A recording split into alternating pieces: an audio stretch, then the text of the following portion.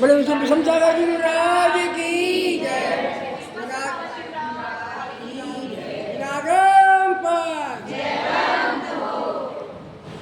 अब अपन श्रीराम का पठन शुरू करते हैं। तो सर्वप्रथम मंगलाचरण करेंगे। तीन भुवन में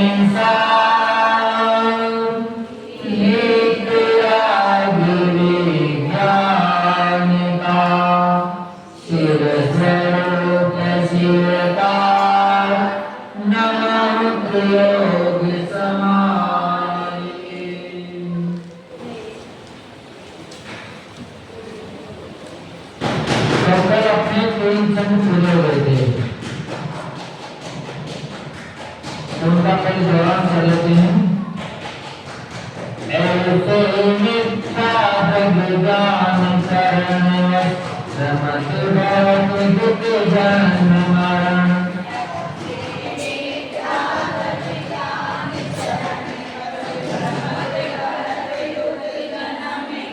ताते में जो कभी सुधार इन संक्षेप करो भगवान।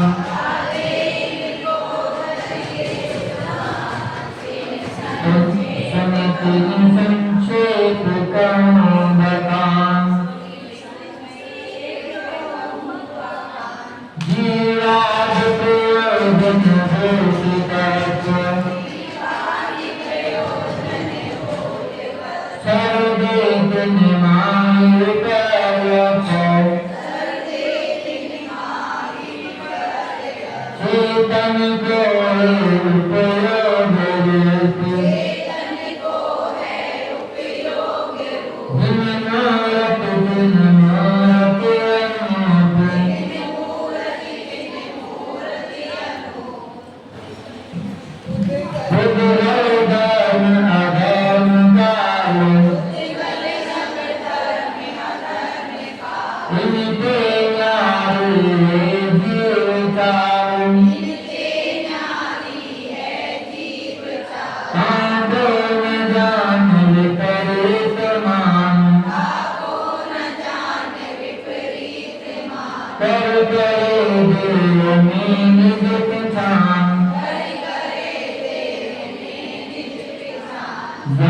अपना पाठ्यक्रम कल हो गया था।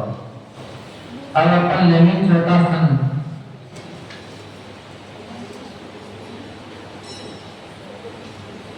मिथ्यादर्शी जीव का शरीर और परवस्तों में क्या विचार चलता है, उनकी क्या मान्यता है, उसके बारे में कवि गौतम जी लिख रहे हैं। मैं सुखी दुखी निरंतरा मेरे धन गोधन प्रभाव मेरे सुख में सबल दिन देव सुभ मूरत प्रवीण।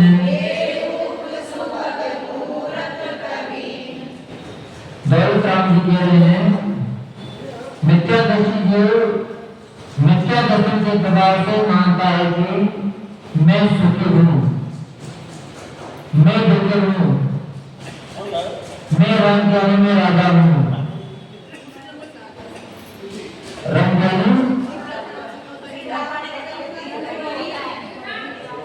क्या? रंग भिखारी, गरीब, राजा हूँ राव। तो मैं भिखारी हूँ, मैं राजा हूँ। मेरा धन है, मेरा ग्रह है। गोधन यानी मेरे पशु में। ऐसा कौन सोचता है? एक मिथ्या दृष्टि जो सोचा संसार का सभी ने समय दृष्टि जो भी संसारी है, लेकिन ये सभी बात मात्र एक मिथ्या दृष्टि जो सोचता है, इनको अपना मानता है, प्रभाव उन्हें उनका बड़प्पन है, उसका अहंकार प्रकार से सबको अपना अधीन मानता है। मेरे जीवन में सफल गई, मेरे संतान है, मेरे स्त्री है, मैं बलवान हूँ, मैं निर्बल हूँ, मैं देव हूँ, देव यानी निर्बल, मैं देव हूँ, सुंदर हूँ यानी मैं सुंदर हूँ, मैं प्रवीण हूँ यानी मैं और मैं मूर्ख हूँ। ये सारी बातें कौन सोचता है? एक मिथ्या दृष्टि सोचता है, जबकि आत्मा न चतुर हो न मूर्ख है, न आत्मा कभी सुखी होती है, न आत्मा कभी दुखी होती है, न आत्मा कभी राजा बनती है, न आत्मा कभी भिखारी होती है। यह मात्र अपनी स्वयं की कल्पना है। व्यक्ति जैसा अपने आप को देखता है वैसा ही मानने लग जाता है। तो सारी वस्तुएं मात्र एक मिथ्या दृष्टि अपने ऊपर घटित करता है कि मैं ऐसा हूँ, मैं ऐसा हूँ, जबकि ऐसा कुछ भी नहीं है। मिथ्या दृष्टि जीव मिथ्या दर्शन के प्रभाव से शरीर को आत्मा का संतान कर शरीर को सुख दुख आदि मिलने पर वह मानता है कि मैं सुखी हूँ। अगर दुख मिलता है तो मानता है कि मैं दुखी हूँ। अगर भोजन अच्छा मिल गया तो कहता है कि आज भोजन बड़ा स्वादिष्ट है, जबकि भोजन तो आपकी मान्यता से अच्छा और बुरा लग रहा है, जबकि नियत भोजन भी अच्छा ही है, वो तो बुरा नहीं है, लेकिन आपकी रुचि मिष्ट भोजन में है, इसलिए आपको मीठा भोजन को रुचि कर लगा है, अच्छा लग रहा है।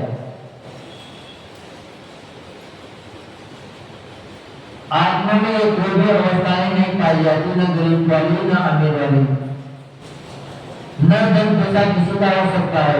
आत्मा का कभी धन पैसा नहीं हो सकता कि वो तो बिल्कुल ही प्रकट है।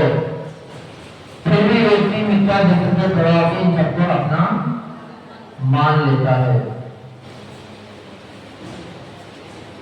सुख तथा दुख किसे कहते हैं? अनुकूल अवस्था को मिलते ही व्यक्ति सुख मान लेता है, जबकि वास्तव में सुख नहीं है। सुख तो यह होता है कि सुख आने के बाद में फिर कभी दुख आए ही नहीं, और वह मात्र मोक्ष मार्ग में ही संभव है।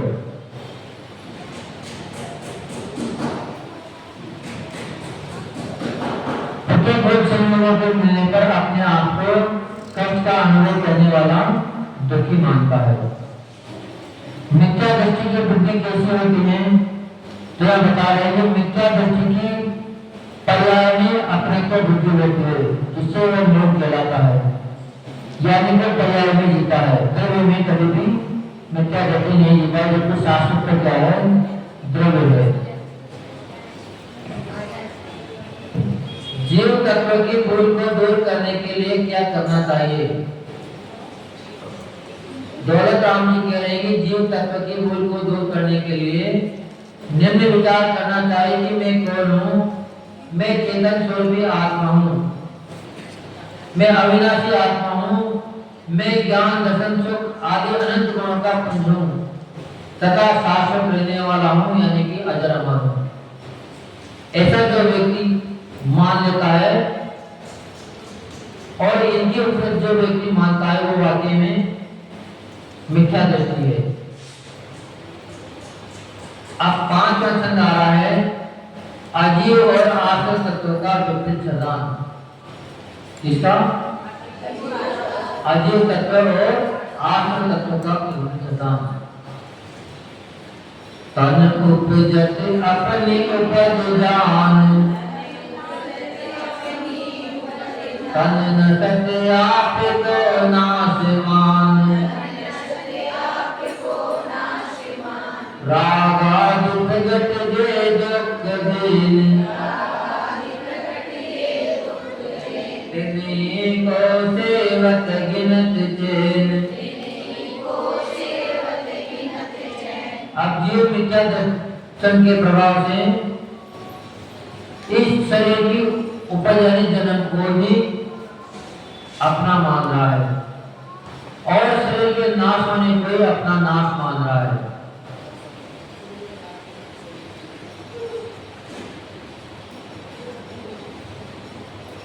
अपने आत्मा की उपज यानी पैदाइश मानता है।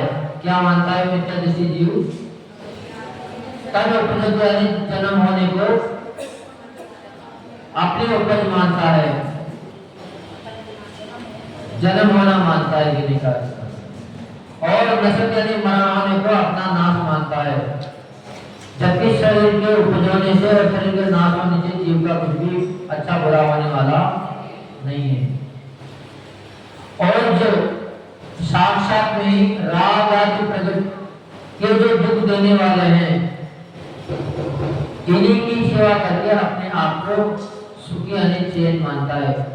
और जो संयम का मार्ग है, जिसे वास्तव में सच्चा सुख मिलना था, उसके विपरीत मानता है, उसको दुखी मानता है। इसीलिए आप लोग कह देते हो कि महाराज जी दीक्षा लेने में तो बहुत दुख है, बहुत ही कष्ट का मार्ग है, तो जबकि वाकई में सुख का मार्ग तो यही है।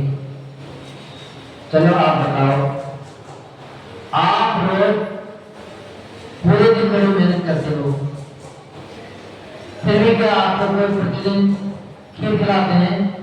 हाँ, नहीं खिलाते हैं। बादाम पिस्ता खिला रहे हैं कोई रोज प्रतिदिन आपको? नहीं खिला रहे। पर हमें रोज ही खिला रहे हैं? नहीं खिला रहे हैं। बड़े मना के खिला रहे हैं, मना कर रहे हैं सभी का, नहीं हमें नहीं लेना है। फिर भी कह रहे हैं कि महाराज जी एक गिलास तो ले लो। यह प्रभाव किसका है? संयम का है। अब आप बताओ जो सुखे दुखे, पर आपको मिथ्या दर्शन के कारण यानी मोह के कारण जो सुख का मार्ग है वो मार्ग आपको दुख का नजर आ रहा है, जबकि वास्तव में दुख का मार्ग तो आपका गर्भवती का है। पूरे दिन आप मेहनत कर रहे हो, फिर भी शाम को 4 बात सुनने को मिलती है और हम कुछ भी नहीं कर रहे हैं, फिर भी शाम को 4 लोग आएंगे, रात पर वो दबाएंगे। कितना सुकून का मार्ग है। तो वाकई में सुकून का मार्ग तो इसी के लिए कह रहे हैं कि ये विपरीत मान्यता ही जीव को असदान कराने वाली है।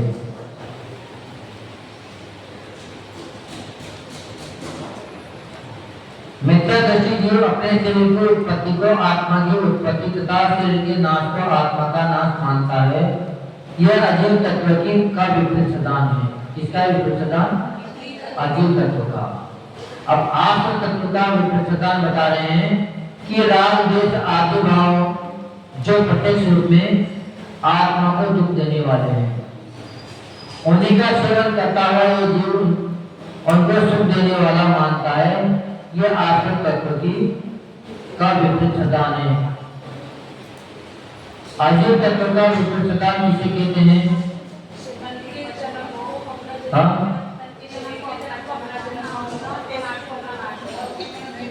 अभी सही नहीं है। शरीर आदि भिन्न पदार्थ जो है उनको अपना मानना, अपने आत्मा की उनमें कल्पना करना कि ये शरीर है जो मैं हूँ, जबकि वास्तव में शरीर अलग है और आत्मा अलग है। यह अजीव तत्व का विपरीत सिद्धांत है।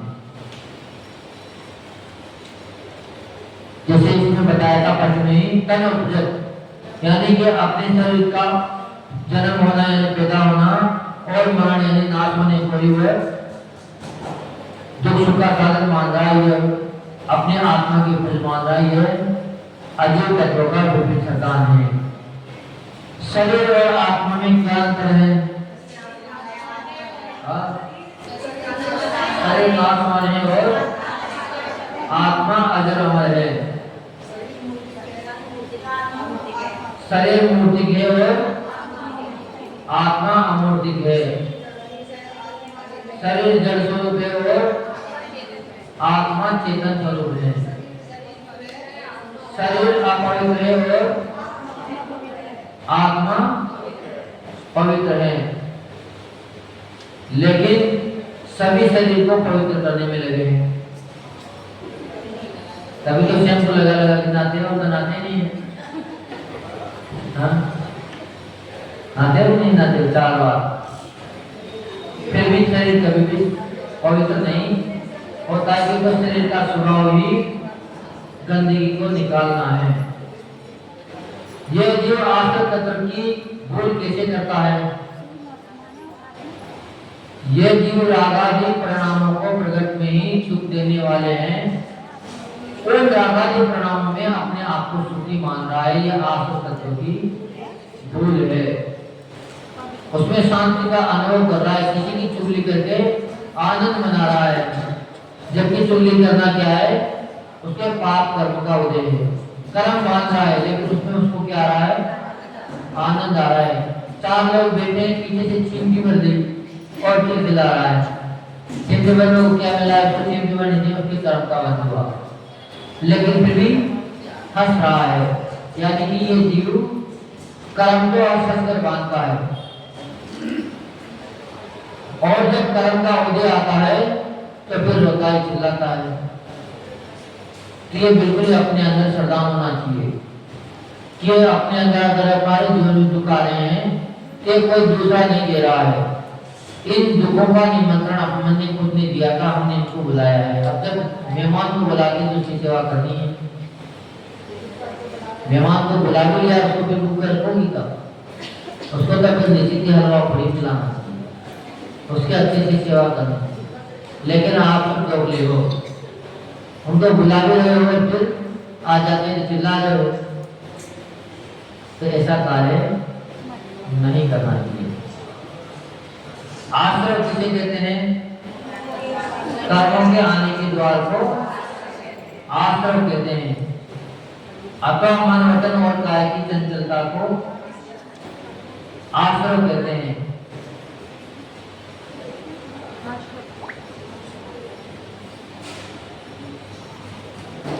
मिथ्यात्व, अविरति और प्रमाद, कषाय आदि से युक्त आत्मा की प्रवृत्ति को आश्रय कहते हैं। अगला छंद आ रहा है अपना बंध और समर तत्व का विपरीत सिद्धांत। शुभ अशुभ बंध के फल मजाल, रति अरति करे निज पद विशाल। आत्म एक विराग ज्ञान, तेल के आप को कष्ट दान। मिथ्या दृष्टि जीव मिथ्या दर्शन के प्रभाव से निज पद आत्मस्वरूप को विशाल यानी भूलकर बंध के यानी कर्म बंध के अच्छे फलों में फल मजा यानी अच्छे फलों में रति ने प्रेम करता है, और बंध के खोटे फलों में द्वेष करता है यानी अरति करता है। तथा जो राग द्वेष का अभाव और सम्य ज्ञान आत्महित के कारण है, उनको अपने आत्मा के लिए कष्ट का देने वाला मानता है। यानी क्या बताने जो अभी उदाहरण दिया था कि राग द्वेष को करना, किसी की चुगली करना, किसी की हंसी ठिठोली करना आपको अच्छी लग रही है, यानी कि आपका ऊपर मिथ्या दर्शन का बहुत ही बड़ा प्रभाव है। मिथ्यात्व में आप दर्शित हो तो उस क्रिया को देखकर आपको खुशी हो रही है, जबकि वह क्रिया तो दुख की कारण है। आपको कर्म बिल्कुल मात्र दुख देंगे। और जो चेष्टाएं आपके धर्म में प्रवृत्ति लेना, यानी कि जैसे आप सभी लोगों की क्लास पढ़ रहे हो तो आप लोग क्या सोचते हो कि साधु जब उपवास व्रत करता है तो उनकी बहुत मान कर्मों की निंदा होती है, लेकिन सबसे बड़ी अगर कर्म निंदा बताई तो स्वाध्याय को परम करता है, तब से ही निंदा होती है। तो जितनी देर आप सब 6 डाला पढ़े हो उतनी देर आप स्वाध्याय में लगे हो, और अगर आप स्वाध्याय में लगे हो तो किसी की आप तब को प्राप्त हो रहे हो, तब को जब प्राप्त होते हैं तो कर्मों की निंदा होना है।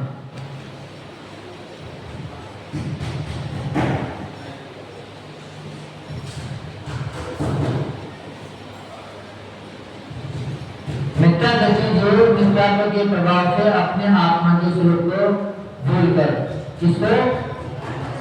अपने आत्मा के स्वरूप को भूलकर शुभ और अशुभ बंध का फल मिलने पर राग और द्वेष करने लगता है। अगर अपने अनुकूल हो गया, अपने मन के मुताबिक हो गया तो उसमें राग करने लग जाएगा, और अपने मन के अनुकूल नहीं हुआ तो वहां पर वो व्यक्ति द्वेष करने लग जाएगा, जबकि वस्तु में न राग था न द्वेष था। द्वेष और राग तो मात्र आपकी कल्पना में था। अगर आप सोच रहे हो कि पंखा हमें सुखी करता है या एसी हमें सुखी करती है, तो फिर अपनी गर्मी में अगर वो सुखी करती है तो फिर सर्दी में भी उसको सुखी करना चाहिए।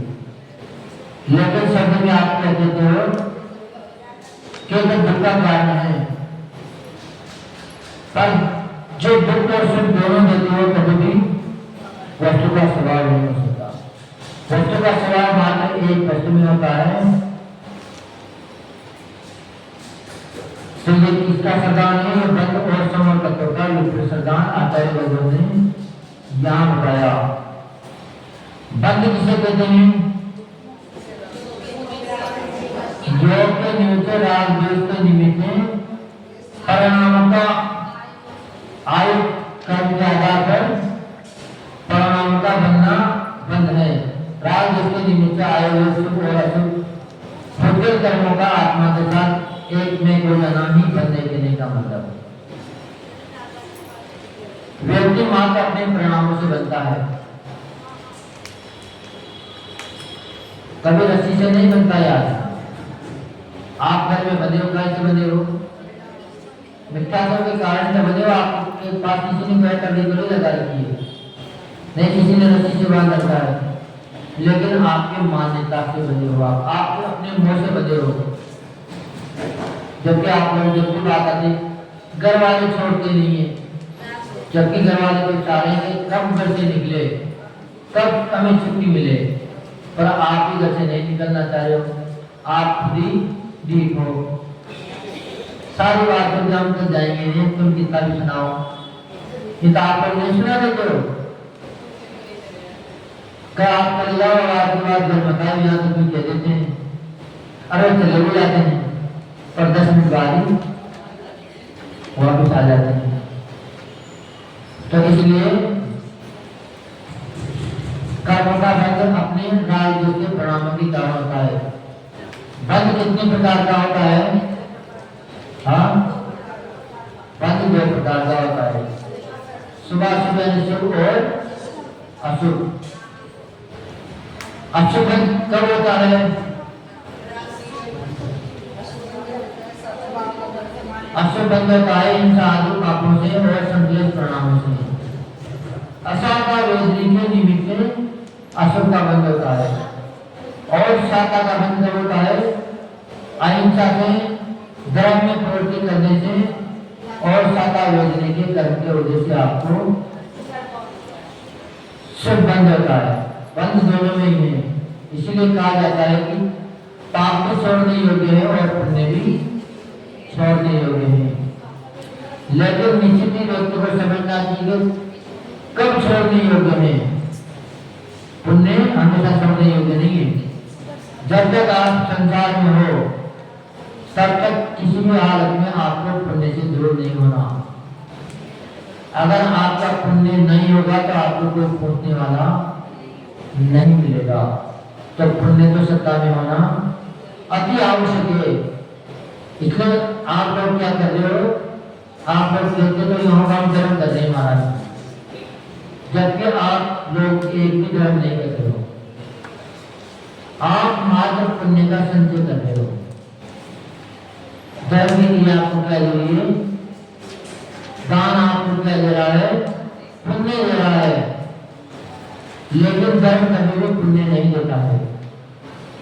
धर्म जीव को सुख देता है, यानी कि शिव गति को प्राप्त कराता है। पुण्य से कभी भी शिव गति की प्राप्ति नहीं हो सकती। धर्म से ही मोक्ष को प्राप्ति हो सकती है, लेकिन कभी भी पुण्य से आत्मा का हित होने वाला नहीं है। लेकिन जब तक अपन संसार में है तब तक पुण्य भी अपने लिए बहुत ही जरूरी है। संवर तत्व की दो किसे कहते हैं, वैराग्य और ज्ञान आत्मा के हित करने वाले हैं, उनको कष्टदायक मानने को संवर कहते हैं। काय को कहते हैं,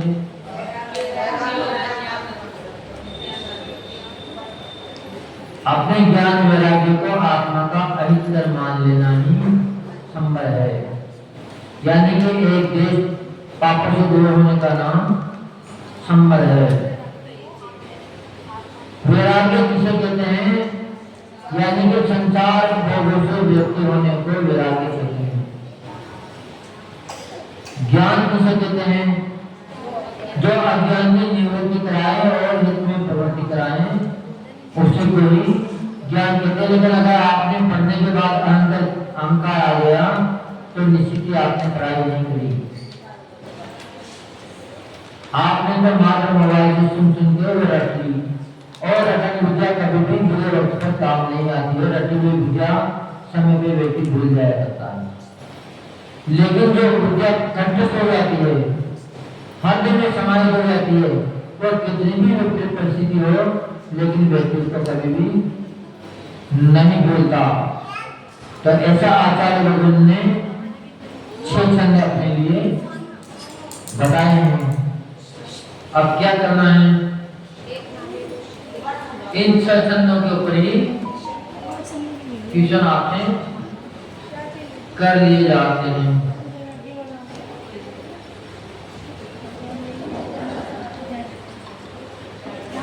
सारे पदार्थों में सुख दुख का अनुभव कौन जीव करता है?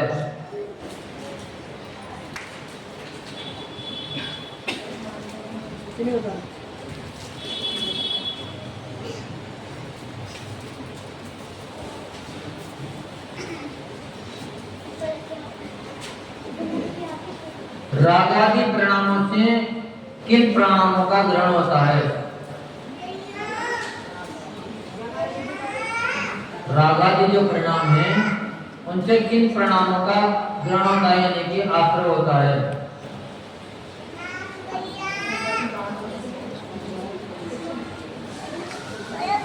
रागादि परिणामों से राग द्वेष मोह क्रोध मान माया लोभ का ग्रहण होता है। क्योंकि राग होगा तभी आप मोह करोगे, और अगर उससे द्वेष होगा तो आप क्रोध करोगे।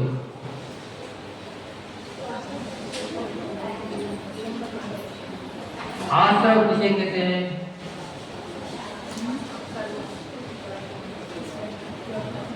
कर्मों के आने के द्वार को आश्रय कहते हैं। कर्मों के आने के द्वार को आश्रय कहते हैं। कर्मों का आत्म प्रदेशों में आना ही आश्रय कहते हैं। आत्म प्रदेशों में कर्म प्रदेशों का आना आश्रय है। बहुत बढ़िया।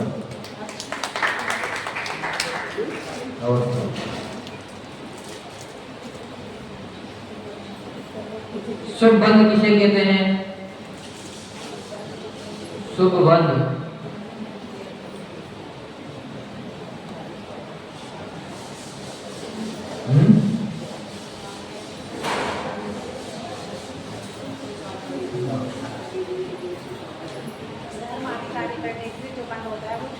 क्या धर्म आदि कार्य करने से जो बल होता है तो बल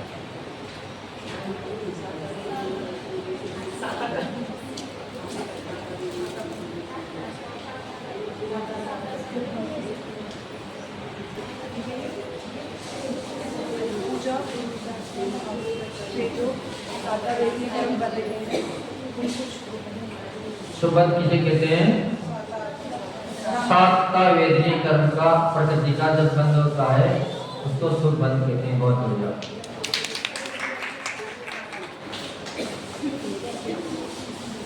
कितने और पूछते हैं? 2।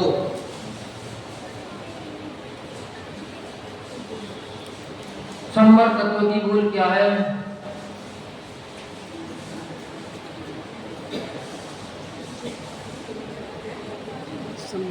हाँ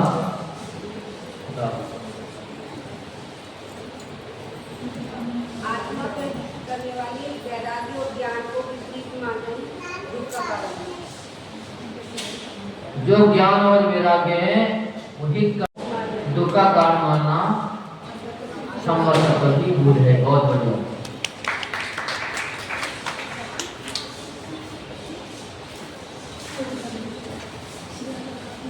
वैराग्य किसे कहते हैं?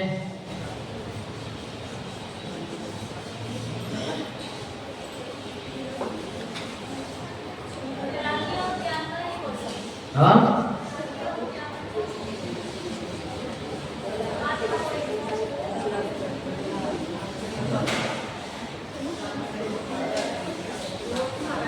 संसारी कोई व्यक्ति होना ही वैराग्य है। संसार भोग विषय कसाय आदि से विरक्त होना, पंचेंद्रिय विषय से विरक्त होना ही वैराग्य है। ठीक देह और ज्ञान का उत्तर सही है। बहुत बढ़िया।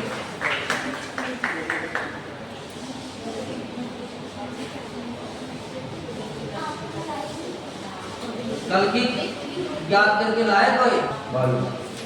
और क्या?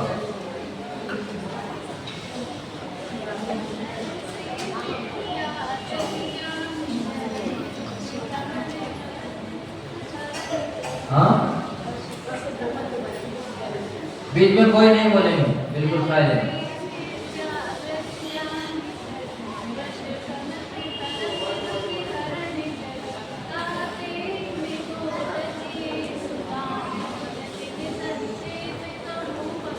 एक जगह थोड़ी सी गलती हो रही है ना? अर्थ भी आदेश राम जी कह रहे हैं कि मिथ्या दृष्टि का जो दुख है, मिथ्या ज्ञान, मिथ्या दर्शन और मिथ्या चरित्र, यही दुखों के कारण है। इससे जीव संसार में जन्म मरण करता है और दुखों को भोगता है। तो हे भले प्राणी, इन सबको कर और इसी बात को मैं पूरी संक्षेप से समझा रहा हूँ। इसको जानकर इनका त्याग कर, इसको मैं आपको संक्षेप में बता रहा हूँ, यानी समझा रहा हूँ। दूसरा कौन बता रहे हैं सन? अर्थ भी आ रहे हैं।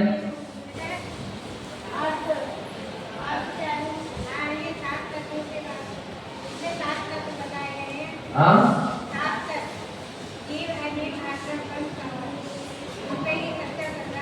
जीव आदि ये क्या है? प्रयोजनभूत है। और कौन बता रहे हैं? इन पे श्रद्धान करना जो होता है वो अपने मतलब के लिए होता है, लेकिन लोग इन पे श्रद्धान करके इनकी उल्टी मान्यता मान लेते हैं। जैसे जो आत्मा का स्वरूप है वो जानना और देखना है, और आत्मा चेतन स्वरूप ही है और शरीर जड़ मूर्ति है, तो इसकी कोई उपमा नहीं दी जाती।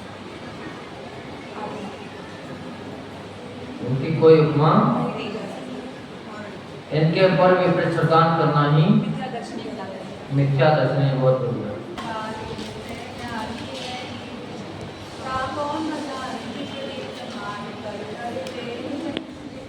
बहुत बढ़िया। अर्थ कौन सुना रहे हैं इसका?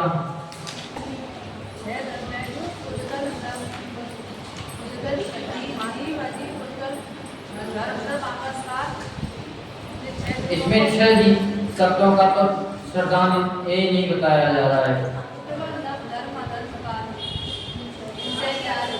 इसमें 6 द्रव्य में से 5 द्रव्य का कथन आ रहा है।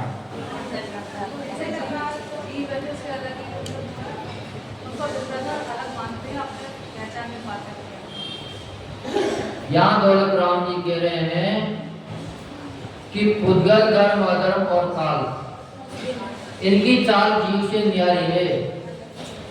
क्या है? ये जीव से विपरीत है इनकी दशा। तो जानकर विपरीत मान, उसकी विपरीत मान्यता को छोड़कर करी करे में देह में निज पहचान, अपनी देह की पहचान करके इसका त्याग करो। इसकी पहचान करता है, ये बता रहे हैं। चलो ज्ञान से सुधिरो कालो तो वाणी मस करो सदा दे तोड़ो है जिनवाणी भारती तोय जपो दिल रे जो तेरी शरणा गए सो पावे सुख से देव जो अनंत को गुरु सेवा दे दया धर्म